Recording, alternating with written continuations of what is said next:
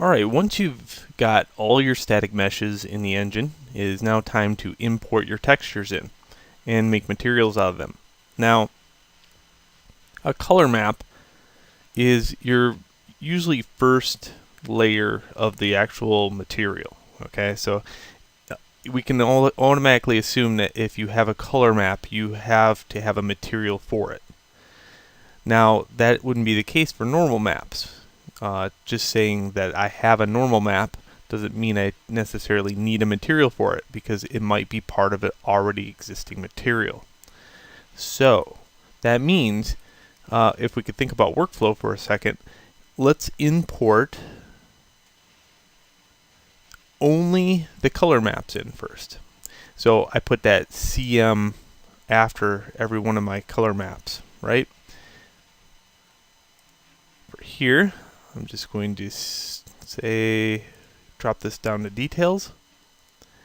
That way I can see all the color maps, and just go in, and I think this one right here is a color map because broken glass is not a normal map. So I'm just going to automatically assume that that's a color map. In fact, I'm going to rename it because I'm just so sure of that.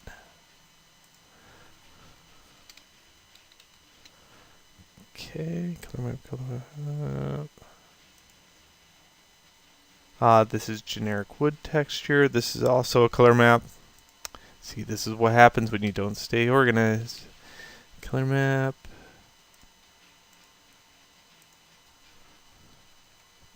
That's a color map.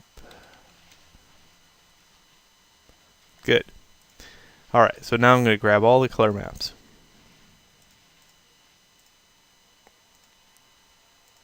Just like that. So I only have a few normal maps. Hit open.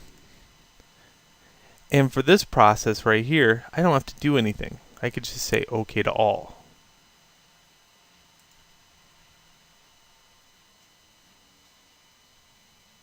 As long as it's in that same warehouse. For the other one, there's a drop down. So normal maps have a little bit of a different feature when you go to import them in the engine.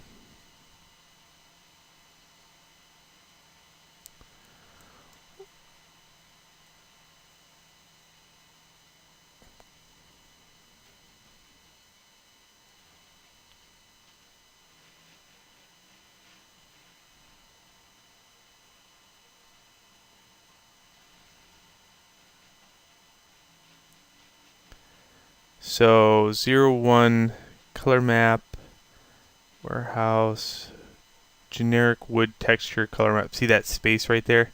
That's bad. Okay, so page out to my desktop.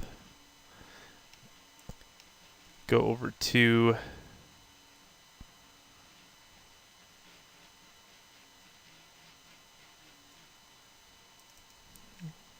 drop that down to details.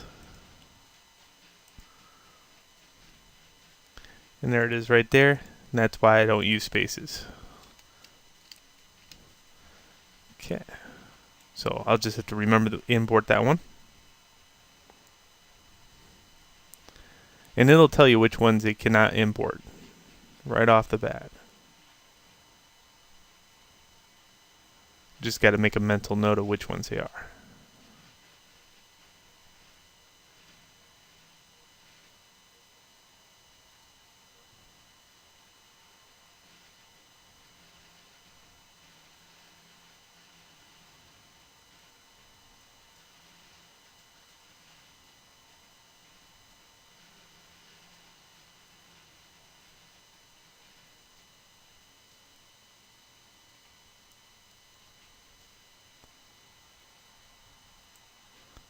Alright, so there we go. We got all my color maps.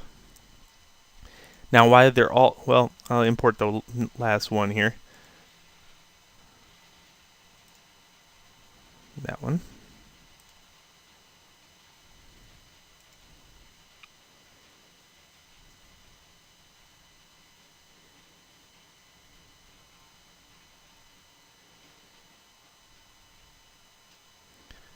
Alright, so they're all in here. And now what I could do, I can go textures if I wanted to, and I only get the textures. If I right click on these while they're all highlighted, I could say create a new material.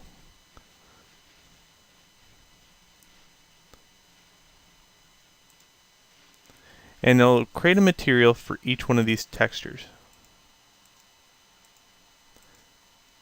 Now there is a click process that you can do at the very beginning when you imported it to do that for you.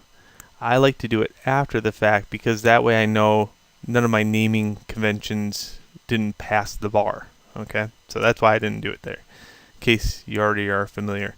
So what that did was save me a step, because every time I go to material, I now have it mounted in here.